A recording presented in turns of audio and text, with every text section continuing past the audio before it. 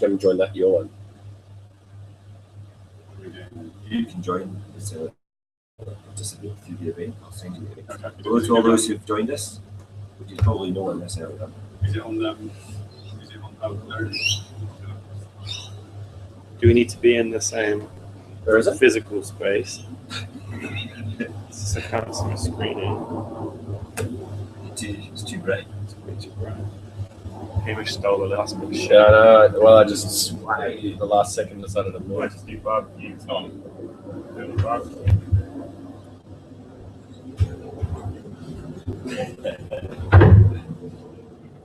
Tom's barbecue this man.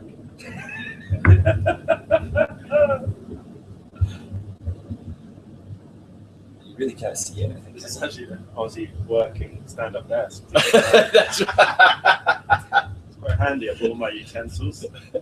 Oh. I'm just gonna Utensils. You really can't see anything, can you? No, you can say something. I can see it myself. All right. I'll just leave that there for the moment. No. That's just that's uncomfortable.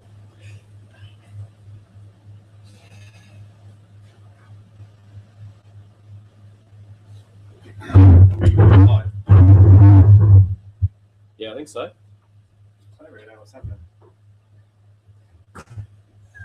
Nice. This is the gorilla in the background. Right now, if I flip that camera. No. Flip that camera.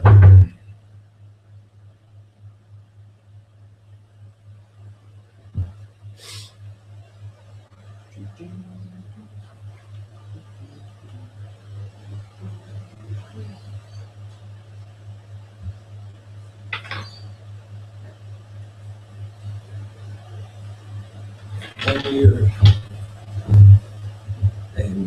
Google Pluses, you should have an invite. To be able to join by camera. No. Getting it at the moment. I really can't see anything. So we're moving doors. Move in. I don't have to You can stay inside if you want. Should we go in? Oh, I can see the event to watch it, but we're not. I thought you were suggesting we each join that room as individual accounts. Could do. I think it'd be better too. Is it too bright in the Brisbane sun? Let's sit right here. Looks good. Yep. Oh, it's actually much better than my eyes. Squinting now.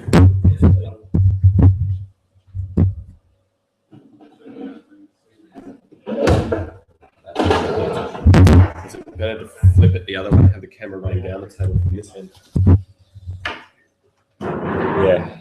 Mind you, it's worked out okay. Okay, so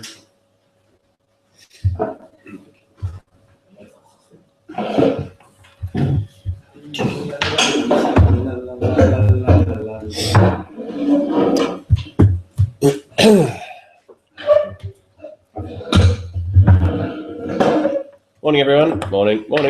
Doctor. So, Now we're just silhouetted against the. hey? It's the way you want to be, Tom. Now we're just silhouettes. Silhouettes. I'm more than a silhouette now.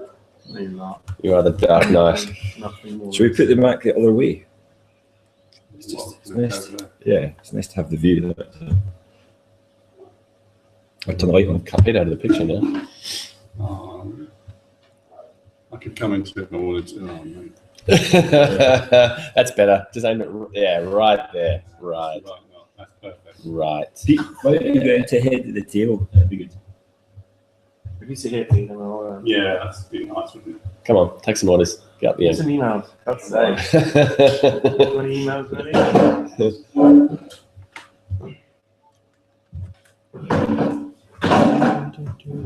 Tell me if these lights come on.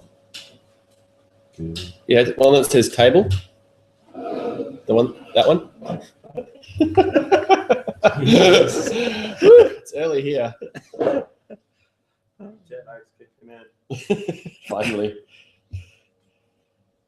Right, I'm just going to get onto the thing myself.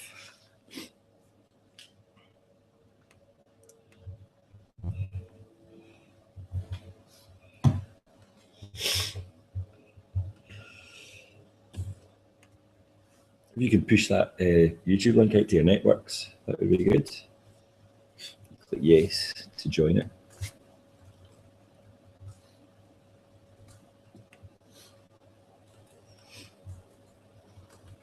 Options. Got it through Twitter.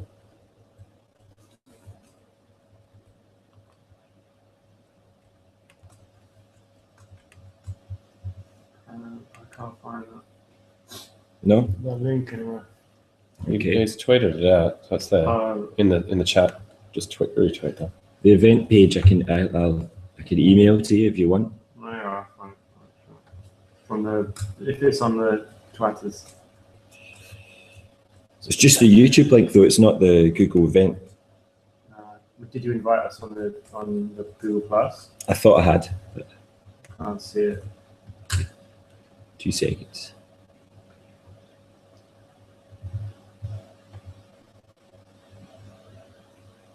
Oh, you're all playing in chat.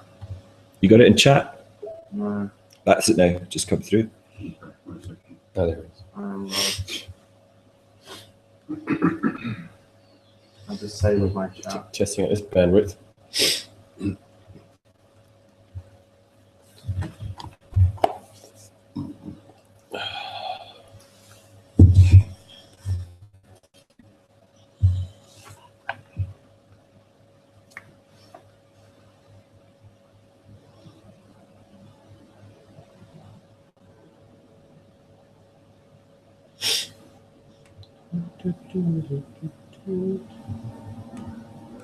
How do I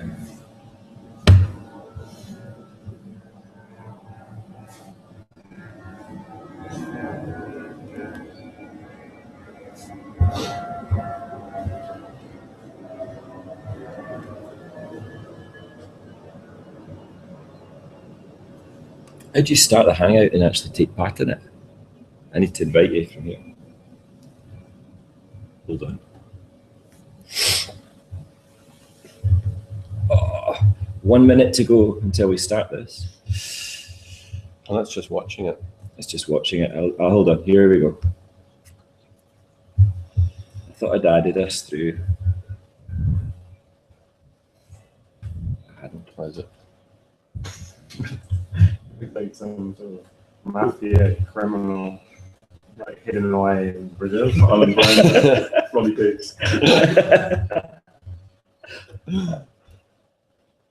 There you go. Invitations in. Can I just clarify, are we live now? Don't Are we live on this now? We are. Headphones in, maybe if. Should go and grab some headphones.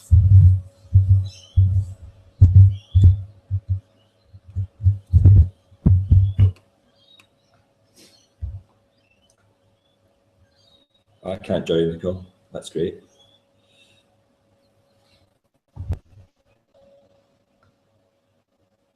Worst case, I'm not going to join the call.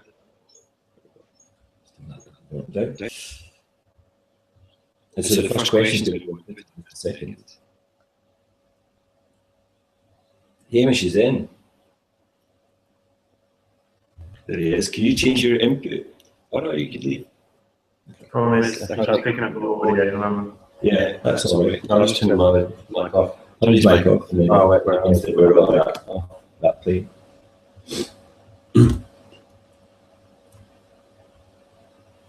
Let's see what comes up. This is interesting.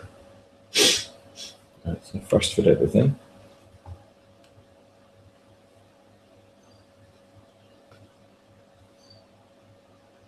There's a big lag. There's a big lag. I just got 20 seconds. See you. Hey, Andy. There we go. Yeah. Got it. Who's here? So Andy Basley's here. All the way from China.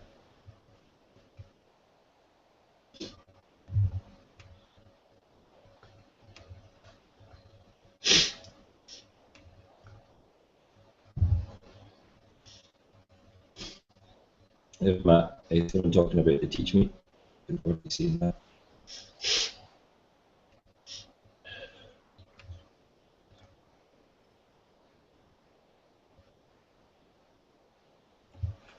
Okay.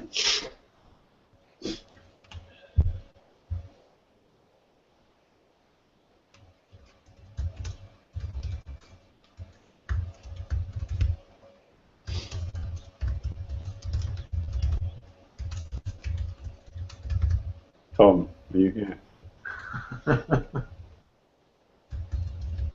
Hello. Coming on my way.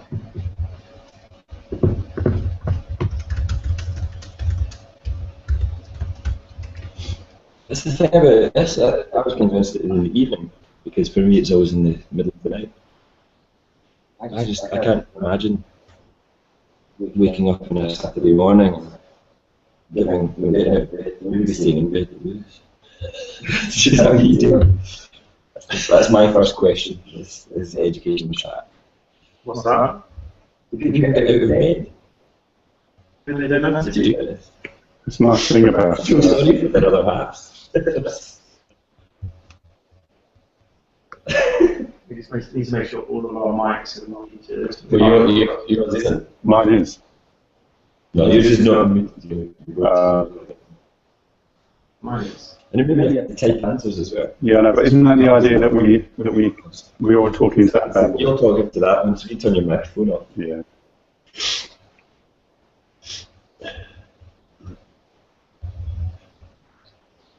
Or Twitter app. Right, tweet that. Tweet that. What do you use? Hootsuite. Hootsuite. I'm on. Oh, Time's here. Hi, Time. Hootsuite. Yeah, How do you know? because she's just texting me. Oh, that's nice. She's looking at the YouTubes. Check it out. What's that Pete had a terrible accident, which is why his face is circulated to save you the pain. That helped. So glad. Reassuring. Oh, we've got lots of tweets. It takes me so long to type a tweet that everyone else has a conversation without me.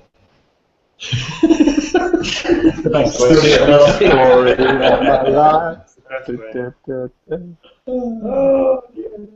Audible quotes. We need a quote board. I think we need a quote board. It's a up on the wall of the fridge. Yeah, What is it? incredible quotes. What's the quote? They're not impressed though. Just Audible quotes. What is it? Everyone's always having a conversation with section. Everyone. No, that's not just that. Yeah.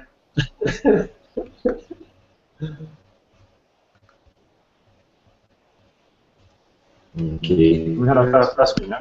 No, that's the first question. Andrew isn't charging that. And I know she's pretending to lead this thing. Coordinate. Yeah, no, I'm just Hey, Michelle. Just do it in the, go to the window of the... And Rachel, just seems like my entire master's course. You need to meet your man. yeah, All no, right from Central Coast successfully. Okay. Lisa, you got mic. Please, please. You mute.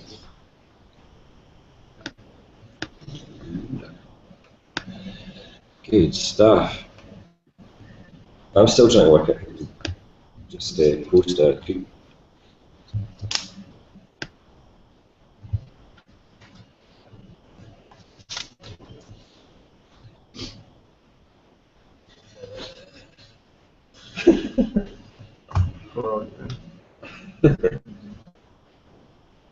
Do I put them on the back of your screen? Or have you got them? Works. Sound is a bit crap. How very dare they? That's Michelle. That's because you're in Melbourne and we're in Brisbane, it's quite far away. Surely. Thing is, we've only got one microphone to stop having issues. How'd you go, Pete? Did you mute yours? I did. I managed to mute. I looked on the internet how to do it, and it's all good now. I helped him as well. By collaborative learning. For a bunch of fast learners here. Oh, here's question one. Question one. No It's been up for 55 seconds and we've not responded to it. Question 1: what creative approaches to professional learning have people seen that enable genuine choice and ownership for staff? Let's do that. I'm going to retweet that first of all. Boom. Come on, get up there. What do you reckon? Time. You need a lot of time. It's not particularly innovative, but it's what you need, isn't it? If you want to take ownership, then you need kind of time. So Yeah. that's no surprise why we're doing stuff that's in the longer term, you know? Yep. Yep. I've often found too, like using approaches to create like a spectrum of like empathy in the room. Like, right, so here's who's feeling this way down this end, who's feeling this way down this end, and then get people to go and start moving bits and bobs around. So in terms of being creative, just get people out of their chairs and pinning things up in. But how do you get empathy? Just it's not standing up. It's not quite as simple as that. How do you get empathy? Empathy for what or for whom? It's just good differentiation, isn't it? You've got to differentiate what you're doing. You can't be heavily prescriptive about professional learning because everybody's coming from a different place. Even if they come from the same school or same department, everybody has a history, has a different level of understanding. So it's just about respecting that. I think you've got to respect where people are at, and whether that's at a whole school level or whether that's an individual level. I think that's. I think you can kind of look for this highly innovative thing that suddenly solves that, but actually it's some of the things that we've been doing as teachers for years and years and years. It's just innovating. Sorry, just differentiating what we're going to do. Mm. But how do you differentiate when you've got 170 teachers in a school, and you think of a lot of the schools we work with, they just have they ran 3 or 4 days in at the beginning of the term, put everyone in a room. I mean, we've put everyone in a room before for a couple of days because we want them to understand together where it's all headed. Is there not a role for having everyone understanding one angle you're taking as well? Yeah, I think the ownership there has got to come over time. I mean, they've all got to find their place.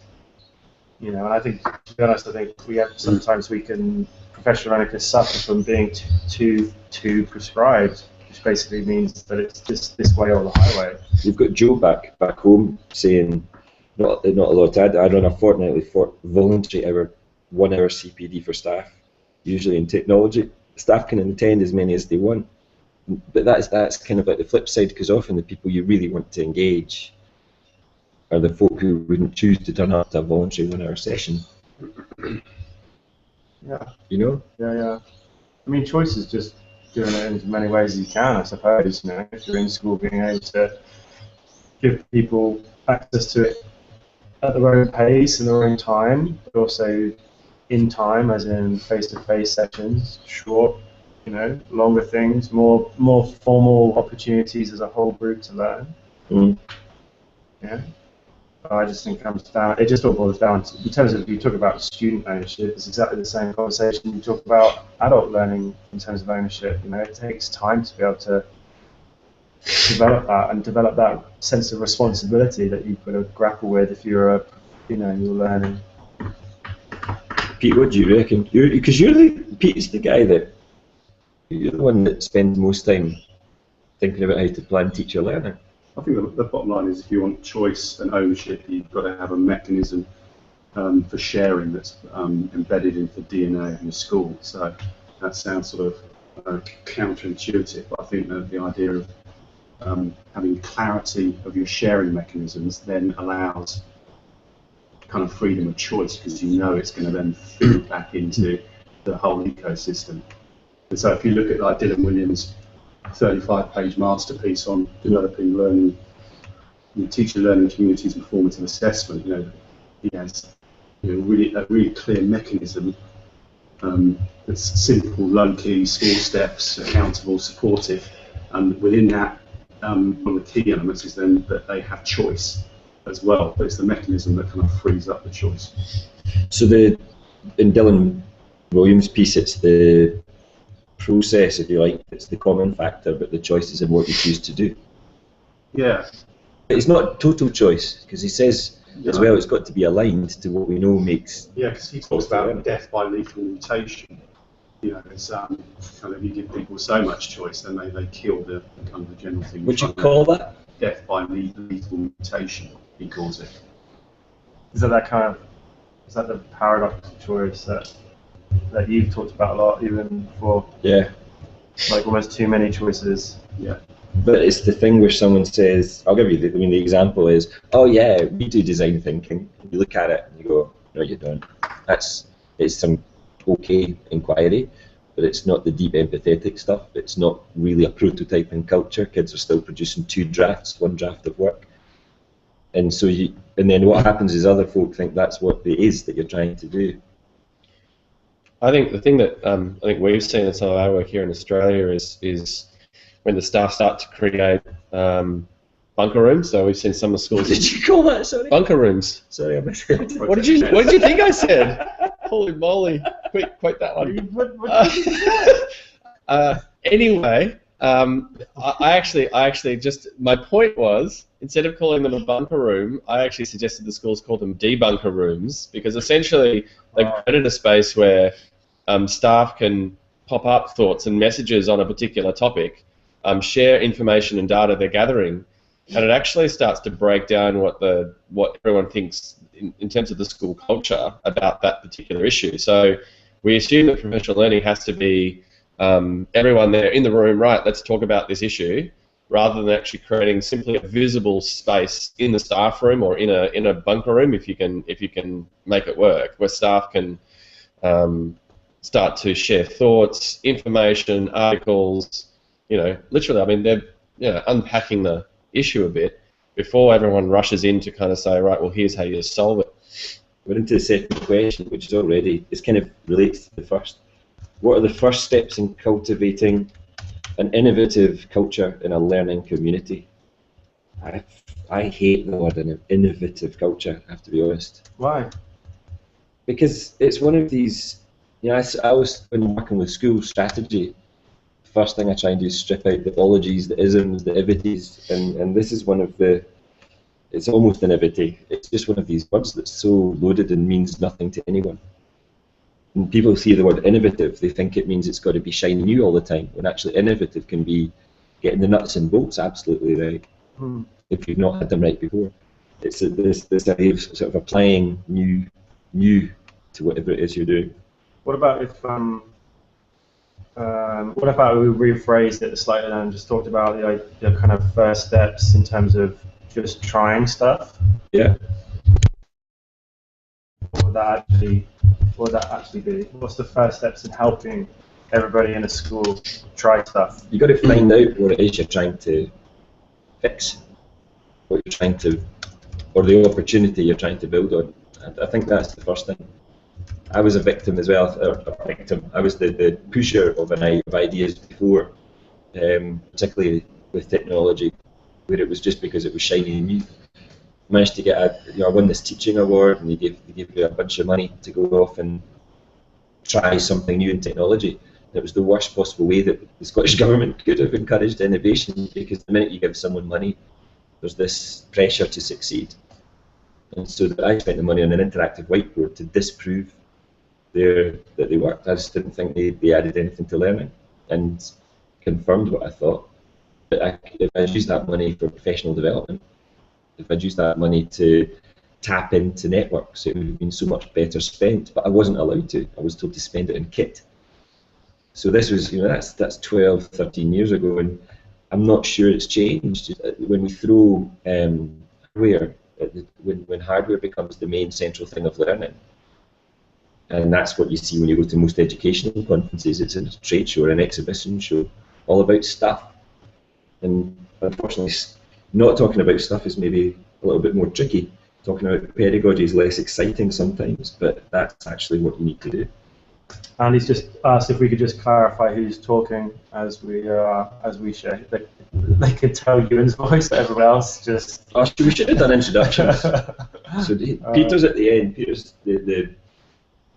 the shadow. That's not Peter's voice, by the way. This is Peter is able to speak for himself. This is Tom. Hello, I'm Tom. Hamish. Hamish is the loud Australian one, so he woke me up. I think the key thing looking at this question is we always want to start with steps, and we want to start with the how strategy and the what of action.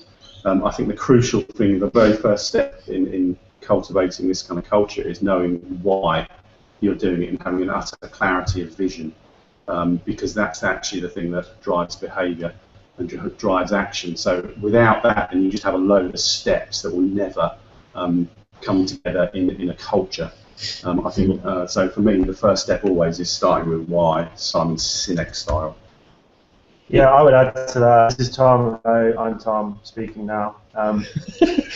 Just to clarify, for me, just to kind of go off on Pete's point there, I think the idea of somebody starting something suggests that they need. I think they also need to understand what it feels like themselves.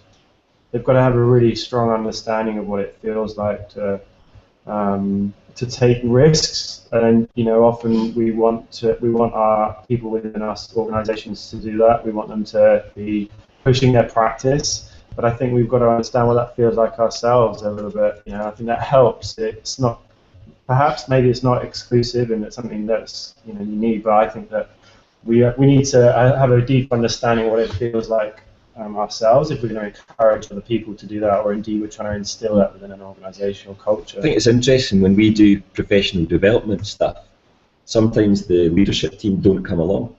It's like, that's professional development, professional learning for the teachers, but they've got busy paperwork to do sometimes. And so, we've changed our contracts. It was just to say, you have to show up, you have to be there, you have to learn with your colleagues. And where they do, it's 10 times more successful. Anne said something here I thought was interesting. It's just a subtle difference, and I don't think she's making the difference. I think I am, and I'm interested whether it's needed or not. We need to work on personal learning goals that feed into the big picture and needs of our particular school. And sometimes people, it's kind of making the needs of aligning your personal goals with the needs of a school that you don't really believe in. So the school has said, this year we're concentrating on this, this inquiry, for example. And I had a teacher this week saying, it's laudable, but we don't know what we mean by inquiry. So it makes it impossible for me to say, oh, I'm going to do this because it feeds into the goal. And we've been working with other schools. You look at Nanjing International, it's where Andy Basile lives, and his wife is a teacher at the school. But we've been working with them to try and build the vision from the school, from the passions and interests of the teachers, and as a result, and the students, of course, as well. The result is a vision that you can quite easily align to, and you could easily align to no matter where you were, almost, because it comes from people like us, teachers, students. Yeah, we've got some schools in Sydney working with us, St Ambrose Catholic Primary, and also 3 others in a small little group who are doing some really significant work at the moment about trying to align a practitioner inquiry model with broader mandated school improvement, and trying to kind of get the balance right between giving ownership but also ensuring it's sort of a systematic approach and all those types of things. They've been wrestling with some great stuff recently to try to understand how you might do that. And I think it just boils down to how much responsibility we're kind of giving over, I think, to staff, to be able to do those types of things. You guys in particular work with kids as well, but I don't know how many % of your time is spent working directly with teachers. There's question 3 now. It says, how can we not only influence students' learning but also other educators? And funnily enough, I don't see that as the issue. I see it as how can we influence students' learning as well as educators? I find it easier to influence educators' teaching than I do to influence learners' learning, because the budget line for development is teacher development. It's not a budget line for student development. The implication being that teachers are doing that. Yeah, I'd probably say, this is Hamish here, instead of the word influence, I'd say empower. Influence sounds like very much a done to, not a done with. And that's often half the challenge with some of the schools, particularly in trying to understand culture or the learning culture, which is something sounds like we're talking about a little bit here. The staff culture and the student culture, there should be elements where the school can draw a direct line between them in terms of how the two support one another, what are the things they actually learn together on, I think sometimes the idea when we always want to influence others, but very often it's about how to, I think the word trust has come up a bit, which is great to see. I think we've got to create a culture of trust. First and foremost, it's got to be there. Otherwise, influence just is command and control. Sounds a little bit kind of yes minister, like, you know, the kind of influenced by hook and by crook, rather than empowering people to make the change for themselves. Good stuff. Let's have any thoughts on the rest of it. I'm having a little look through the tweets. There's some good stuff. What have people still in question 2, actually? It's obviously one that people are passionate about. I mean, it ties into this. I think the budget lines for professional development kill me, because they are too small, and if the biggest budget part of a teacher development, if you want to influence students, is time, because it's giving teachers paid time, not unpaid overtime, at the end of the day to reflect on their day and say, what did I do with my students that actually made more of an impact than had they not been here?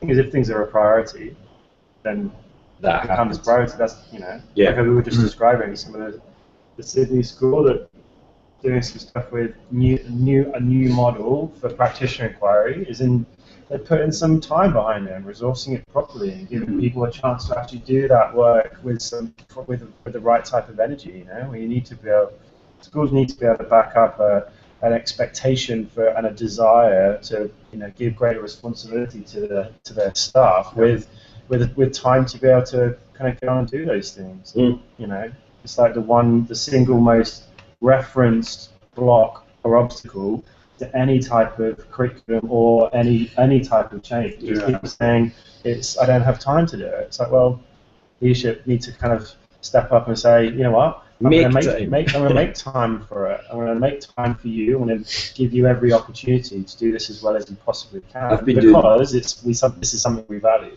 I've been doing one of these, I seem to have done a week on learning spaces and learning design, and so you're building schools at 10, 12, $20 million, and the amount of time given for teachers, students, parents, leadership to think about what they want is minimal. It's no more than a regular PD. And so we've been trying to convince, and I have to say unsuccessfully, we've been trying to convince architecture firms increase their budget by 1%, because they take a fee, you know, 6%, anything between 6% and 15% fee. If you increase it by 1%, it's not going to make a difference to the architect or to the people purchasing. So it's a small fee difference in terms of percentage. But in terms of value, it represents 2 or even 3 years of free professional development for teachers to work with great mentors, great coaches, to carve out time in their school day, to buy in an extra member of staff to make that time and actually reflect much more ahead of time on what they want to build. But no one is prepared to change the status quo, it seems. So I think we'll do our best to, but I think that's the end of the day, it comes down to money. What are you laughing about? Thanks, Brett Lockyer. Just commenting about the lack of the Herald Sun on the table. There's also the lack of any breakfast. I woke up far too late for that. I think there was one here as well. There was something Greg said. Greg Miller, he's one of the graduates from the Master's course in Design of Spaces for Learning. I find it really hard to think and type at the moment.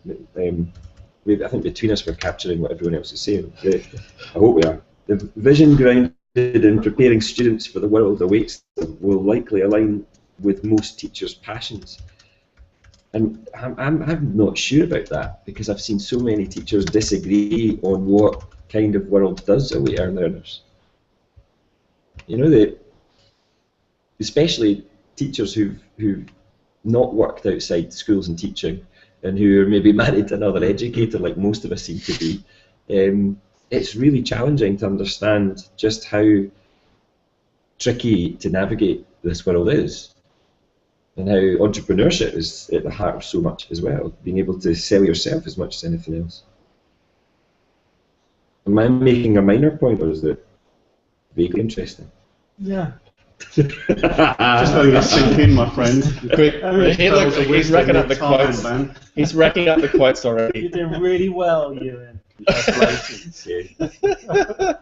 I just noticed an interesting comment from Who Sank the Boat on Twitter, saying something's a massive issue, probably, and he says we can't be vulnerable and open when we need to protect our backs and bellies, which is an interesting thing, because you get like, unfortunately some organisations are like almost demanding or mandating both, that they pull and push at the same time, and it's hard to know which way you're going as a teacher, isn't it? Like, you're expected to take risks and to be innovative and want that, but then we also want to be, accountable to the people that are above us, or our system, the sort of system level mandates that are still being thrown around. And I think that type of I think leadership there is vital in terms of, like, you've got to model, you've got to filter, you've got to be the person that is only is able to kind of absorb some of that,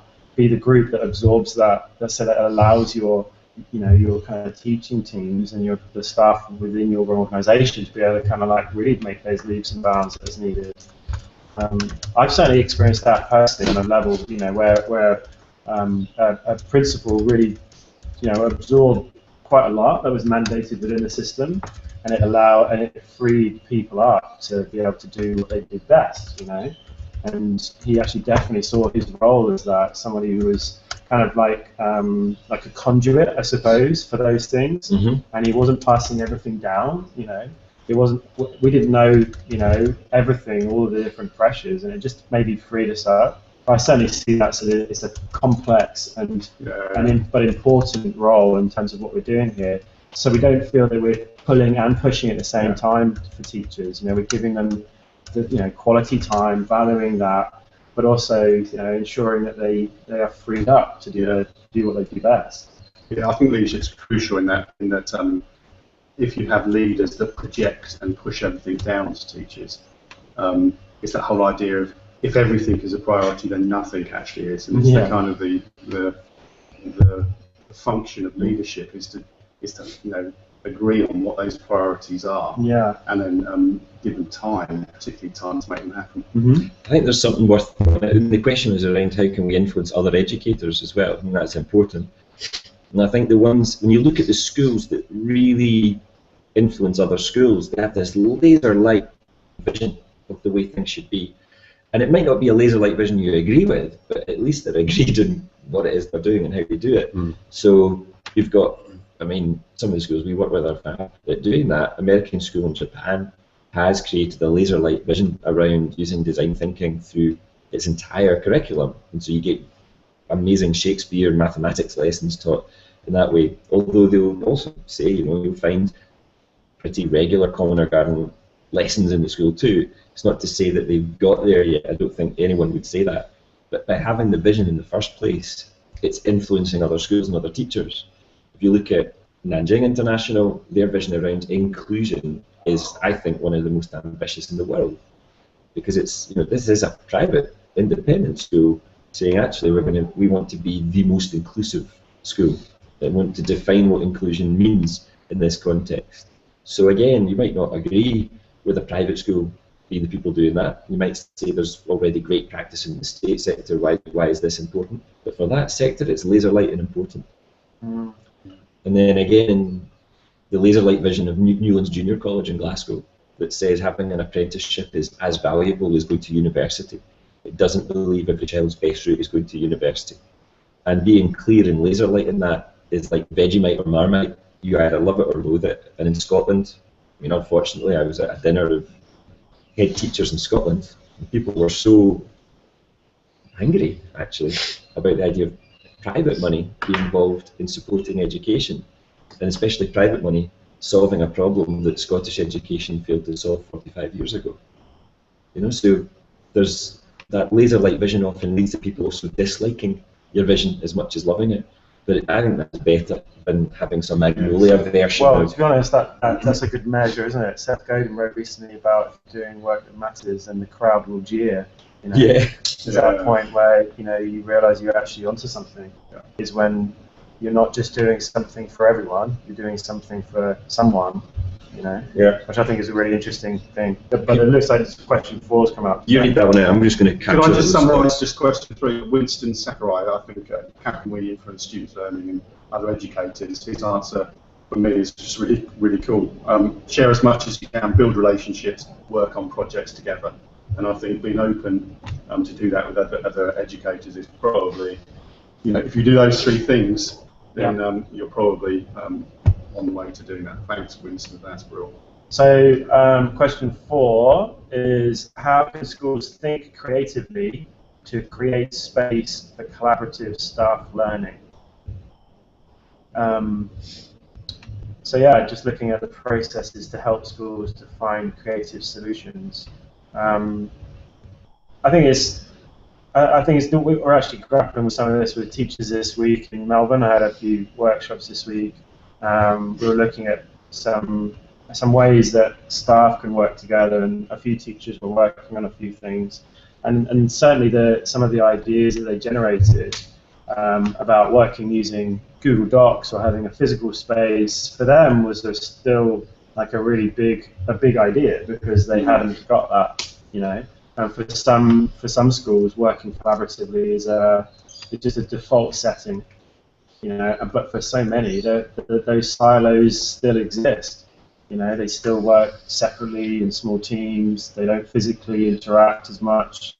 I think that the kind of creative ways to grapple with that, I think, is an interesting question. So we're not necessarily looking at the solutions in this question for 4, but actually looking for ways that we might understand that. Well, what we'd obviously do. We'd obviously, first of all, sort of peer deeply into what we're actually doing right now and understand the status quo. Like, try to understand first, what are the tensions, what are people saying. Look at all the different teacher groups or all the staff within the school who, are involved in that, who are involved in collaborative learning or should be, and what's the current status quo. So that would be a good starting point, wouldn't it? Just understand where you are better. Peer in a bit deeper. And that's the thing this week I was calling the first horizon. So you can't go any further than the first horizon unless you've sailed the sea. Well, we call that immersion, don't we?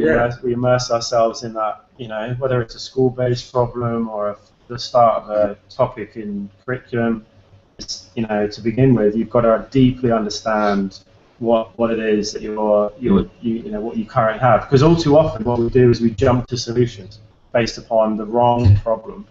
What I was going to say, I don't want to be contentious, and I don't want to unduly criticise other folks' work, but if I want to pick, I'm going to. You just love it. That's the long lead. We've always had that. Yeah, I want to offend, but there's something here that, thanks Marie for sharing this one. Marie says, one of her answers, provide opportunities to model PBL with collaborative processes when it comes to staff learning. But my big but is we don't actually know that PBL always offers any advantage to learning. So the other thing I would add is that whatever you do in terms of process, make sure it's a process that adds value to the equation, that it's not just a piece of glossy paint. It's not just a way to make something look and appear teacher-centred. Because a lot of PBL is really rather teacher-centred. It's teachers giving a brief and saying, right, respond to that brief. So I would say, for me, there's something interesting there about if you really want student-centred, you have to do student-centred PBL. So if you really want to use a PBL approach, you've got to define what you mean by PBL. It's not enough to say, we're going to give you some wacky activities to respond to what the leadership team decided was important for this year in your professional development. Well, I think this is an interesting question because it's not focused on solutions. That's good, and what we're actually seeing in the Twitter chat is lots of people talking about solutions. Like we've been using Google Docs for years as teachers to collaborate on stuff, and being able to plan in that way is great. But it's not a process, is it? It's not necessarily a process, and that's the interesting thing. What's the actual processes involved in just understanding what the challenge is around collaborative practice within your school, you know, because otherwise you're just assuming that Google Docs will just solve everything, you know, but you're not. You might be solving completely the wrong thing. You know, it might be something completely different that you actually need to do. You know, it might be to do with your timetable, the way that you kind of structure your, you know, your free sessions. I don't know. I think there's so many different solutions out there, but what you need is, first of all, you need to understand where the school is at. Hugely important. I think for me, and with the phrase in that question, collaborative staff learning, immediately I thought of team teaching, which obviously lots of schools do. It's probably much more common in primary than in secondary and high school. But if you're really serious about it, how is it that if you've got two teachers there that you're actually got someone who's always focusing on some of the data collection that could be happening in that classroom that you normally don't get a reading on? So often in our work we talk a lot about being able to find good data, both quantitatively and qualitatively, but being able to actually have another staff member there in the room who's actually measuring and creating some data that's going to add real value to the learning going on in that classroom and where the students are currently at, and not wait for, you know, a test to be shoved under their nose or some other rudimentary measure in order to find out what is the learning actually working. So if you've got team teaching going on, and of course I appreciate that everyone wants more time and being able to release teachers to do that, but then if the school is serious about trying to learn something about that culture of learning, then being able to actually have staff working together on a particular topic, a particular focus, and having someone in the classroom helping you gather information and trying to, you know, dissect it and deconstruct it afterwards. I guess that's the commitment. Can you do it even just one lesson a week? Start with one particular area of the school and see how it goes. Like, you know, we often even just using empathy mapping as a very basic way to just start to do that. So an empathy map has 4 quadrants: do and say at the top, and think and feel at the bottom. So if you were simply trying to understand, let's say your students learning on this particular topic, what is it that they do? What do you hear them saying? So have someone there actually writing down what they hear students saying about the learning they're doing, and then being able to get a reading on, so what are those students thinking at the moment and how do they feel? They're actually far more nebulous, right? They're hard to measure, but they're the things that are going to tell you whether there is alignment. If between what they do and what they think, there seems to be a disconnect, and there's a disconnect with what they say and how they feel, well, you've now uncovered some issues and some problems that you can possibly do something about. But even just understanding empathy for your students first and foremost will be powerful, and it may even, as Tom and I have been recently talking about, it might even reveal assumptions that you have about their learning, more so than what you know exactly about how they feel about the learning. I think that there's a lot of you're explaining this as that's a regular process that has to be undertaken, and I think it'd be good to try and capture that in a few tweets just for people who are not listening in. But everything here seems to be, there's a lot of suggestions here which are genius hour or a week set aside for planning and thinking it through. It has to be more regular than that. It can't be a one-off event. It can't be event professional development. It's got to be regular stuff. And that means leadership changes and getting rid of some of the ridiculous meetings that school teachers have to go through, and replacing it with more meaningful stand-up chats between colleagues, observations like the one within the school day. We're on question 5 already. Yeah, Gosh. How are schools embedding professional learning that is rich, ongoing, relevant, and meaningful for teachers? Wow, we can carry on talking about what we do. That's the same. I just think that there's a difference. We talk, when we're working with teachers in schools, we talk about the difference between a tool set, skill set, and a mindset.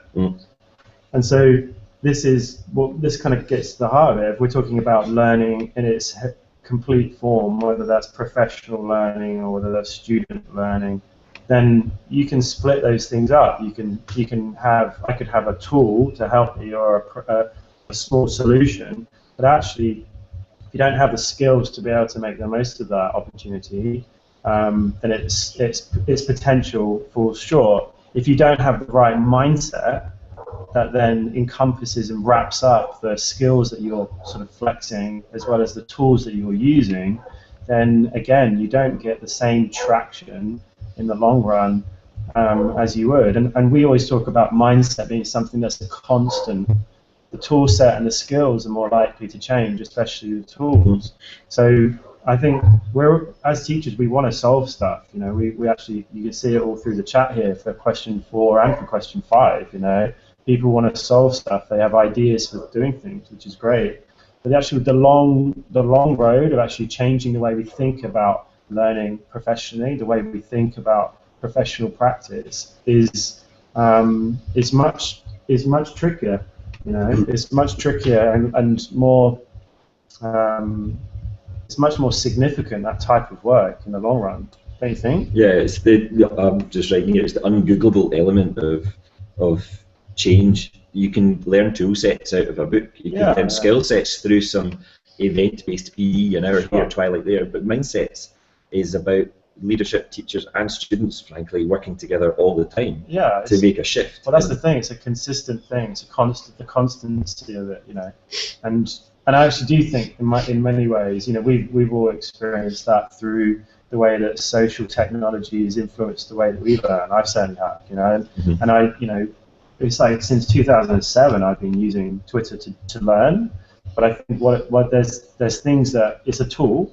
You know, it's a tool. I've developed new skills, but the mindset shift for me has been something really fascinating. So Twitter as a tool to help my professional learning has changed the way I even think about learning, the way I think about, and you know what the mindset is? For me, that thing boils down to just being the openness to share and just and being connected with other people, but just having a mindset that's very open to sharing what you're doing and your practice and your questions and your challenges and all the bumps in the road that go along with it, I think is the thing that underpins that. So I think all of this stuff to do with how you embed it in schools, you know, and how schools are embedding it, question 5, how they are. Well, I think the schools that are doing it in rich, meaningful, ongoing ways are doing it, you know, because they are doing it by looking at all of those different sort of stratas of it, the mindset as well as the tool set. They're supporting their teachers with time to be able to do that deeply and meaningfully. But they're realizing that it takes time to be able to change people from one way of thinking to another, you know. I'd also add that it's all those other things like creating opportunities for, we've all heard of things like teach meets, very informal ways for people to get together and talk about the things that matter in short bites. Even partner schools who just run their own teach meets, they don't have to be something formal. Or I know schools that, you know, start a staff meeting with a TED talk that's pertinent to a particular area that they're focusing on at the moment. That's actually not even related to education. It's about something else. It might be something from Brent Brown about growth mindset, and it actually helps drive conversation. Getting some external voices, and it doesn't have to be a guest speaker.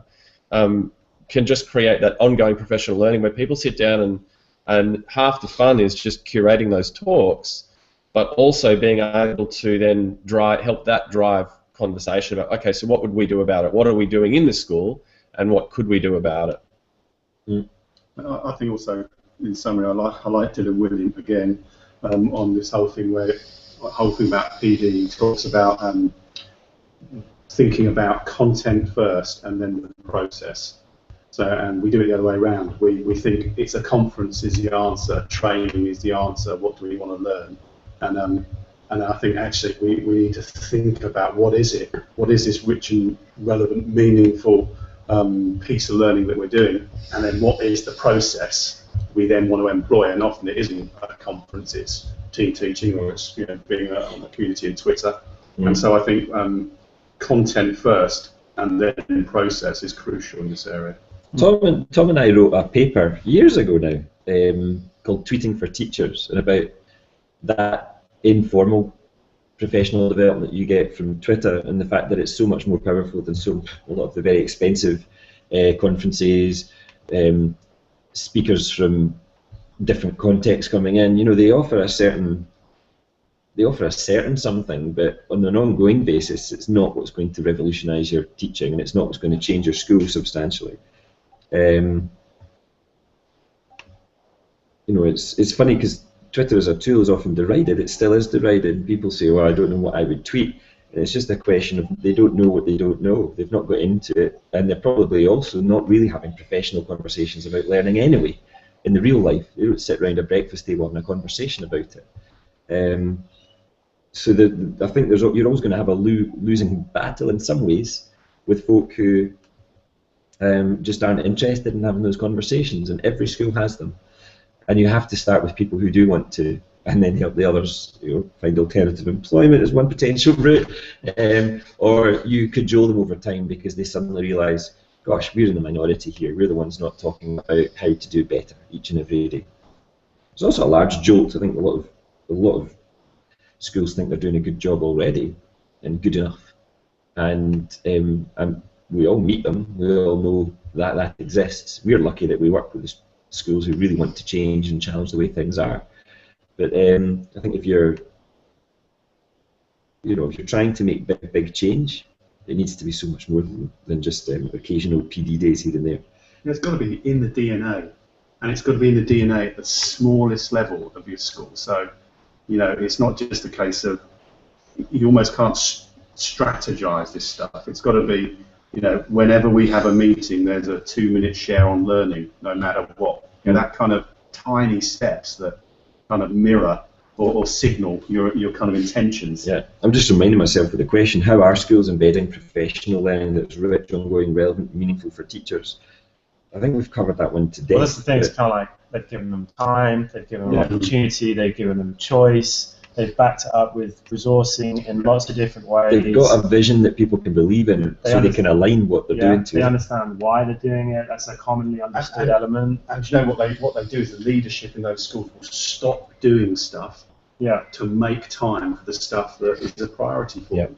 They don't just pile more and more and more on. You know, I just sort of want to quickly add to that. It's the classic phrase that I've used now a number of times, which is, you know, answer rich but question poor, and that goes for students particularly, but also for teachers. So simply having a space where teachers can publicly, and I mean in the staff room perhaps, post up questions, and maybe they're why questions. Why is it that we do this in this school? Why do we have it this way? And it's important then for everyone to potentially look at those answers, but I bet you that leadership would be really interested. They can be posted up there anonymously, and maybe, you know, you could even make it right. So the whys at the top of the board are harder than the whys at the bottom. So people have to make a decision about how hard they think this question might be to answer. And you would hope that the school has always got questions it is still pursuing the answers to.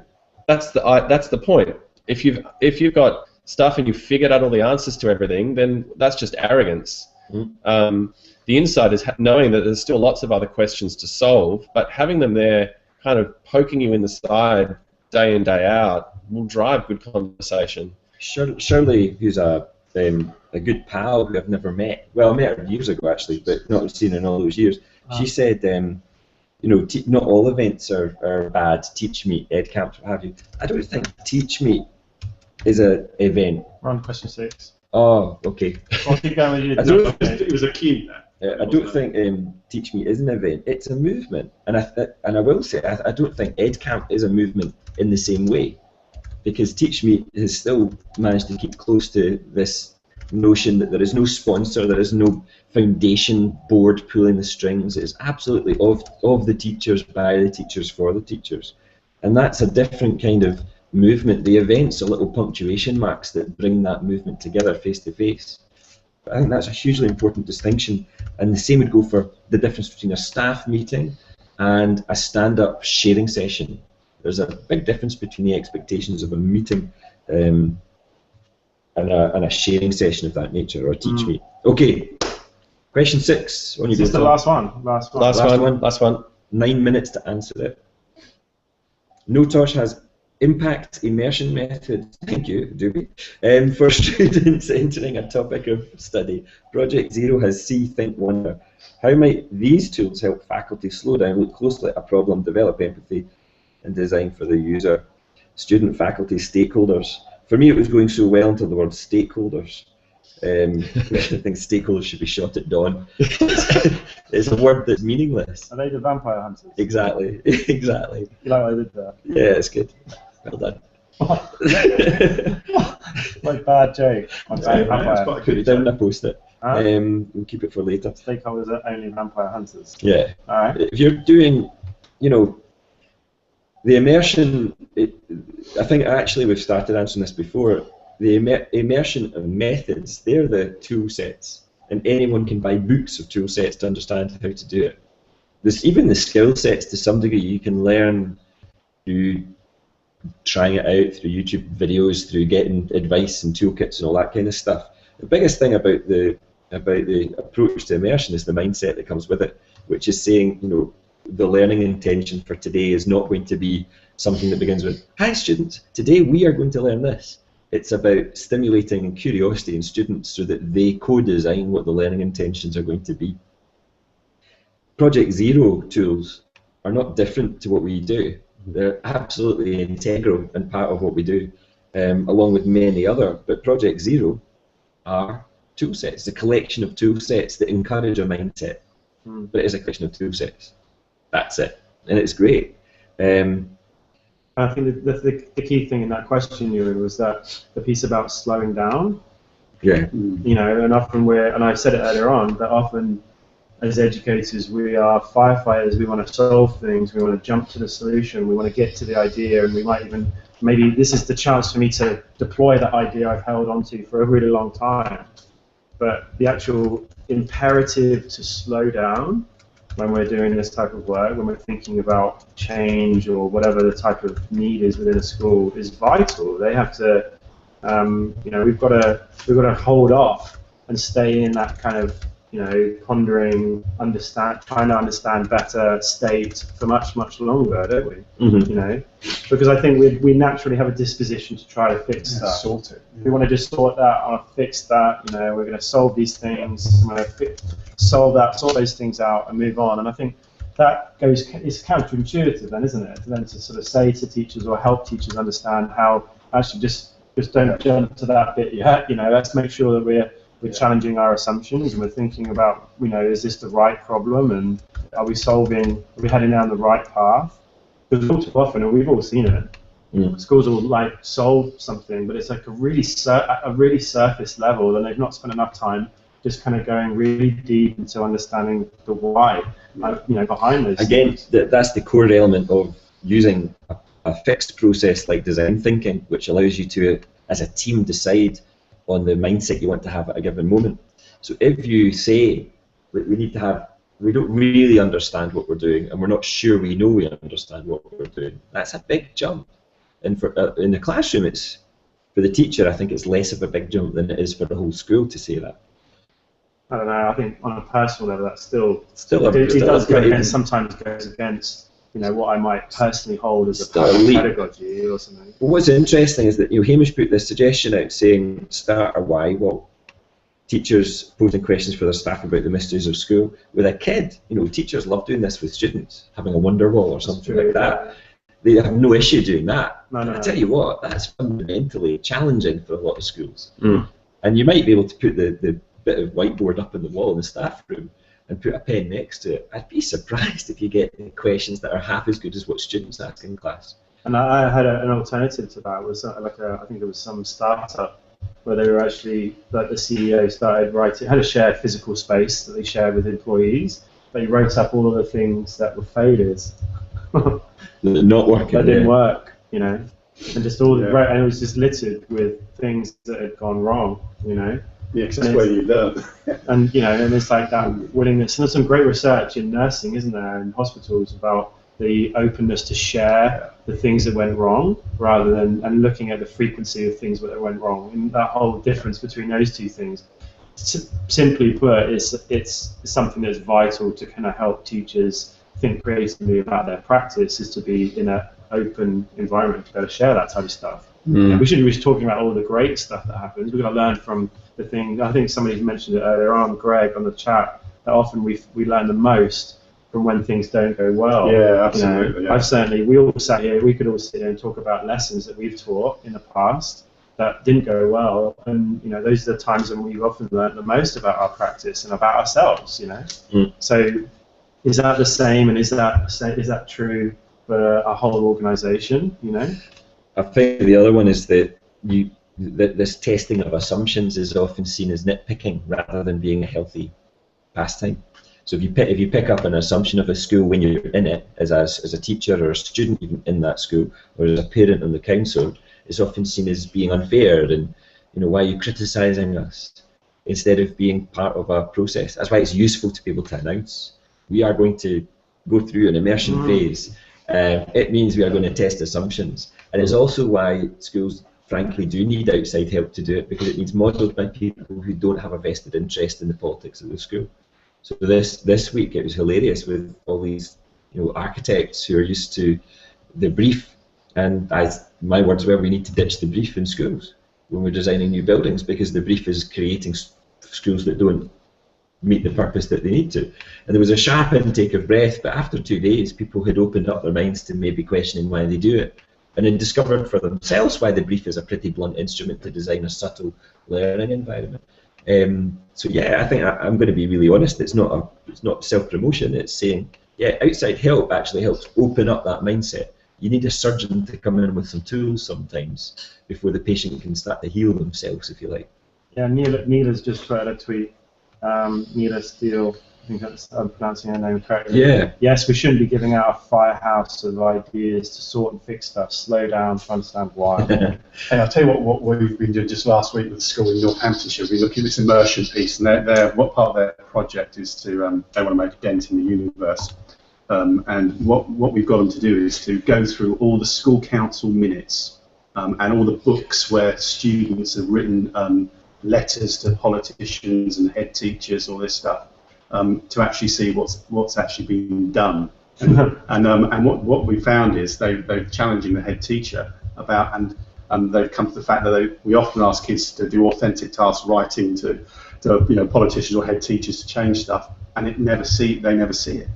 And it's just this kind of, it's sort of this authentic task that and I think in schools, you know, there's such rich data where if you looked at school council minutes and actually see what actually has been done, and then use that as a provocation to challenge for change, it's really powerful. Yeah, that's a nice place to start. It really worked well, actually. They came up with it. We often talk about the idea of, actually I was thinking about this phrase the other day, we often want to, in immersion, we want to change their understanding, and then we want to use that understanding to make change. You know, that's pretty much what that type of process might be. You know, we want to spend time thinking critically, and then spend time thinking about ways we could creatively use that critical thinking. I think the thing that you made me think of was about how much rigor there is in these types of processes. You know, huge rigor. All too often we think there isn't rigor in that creative process, but we always need it. You know, that's the problem I have with quite a lot of the stuff around PBL. I know there's wonderful PBL out there, but there's a million PBLs. But actually, there's only really one way of, well, there can be one way of approaching innovation. Now we've got, I guess we use about a half dozen different ways of innovating with people depending on the circumstances. But one of the key things is announcing in advance, this is what we're doing, this is the process we're using, like it or loathe it, we're going through this way. And it sets a common language for people. People don't have to believe in it, like it, understand it. You work and understand the process as you go through it, but you do need a process. It's not enough to say free for all, you know, or as our advisor back in January said, it's not open mic night. There is a way to do things. You can't just stand up and sing your own song out of key. You've got to sing along to the same tune. But this is this classic scenario where we might think we lose one thing for another. And you've heard me talk a bit about this before, but the idea of having these sort of two polar opposites. Like I was here last year talking about this at EduTech, and it's like the idea that we'll to be creative, that we need to lose rigor. You know, you have a less rigorous approach when you're suddenly thinking creatively, and I think that those two things go hand in hand. If you think of Jerry Farrell, the advertising guy, who I've just become acquaintances with and friends with, you put it this way, he said, I hate people who say you've got to think outside the box. You need the bloody box to be creative. So you're always going to have $2,000 in your budget, not 20. You're always going to have 2 weeks to produce the goods, not 2 months. And unless you've got a box in which to play, then it's not creativity. You need to have some kind of constraint. I would just add to that. I mean, I think the example there is that if you are looking to create a different type of immersion, different type of exploration of the challenges you face, part of the principles of design thinking is that you actually go looking in spaces where you haven't gone before.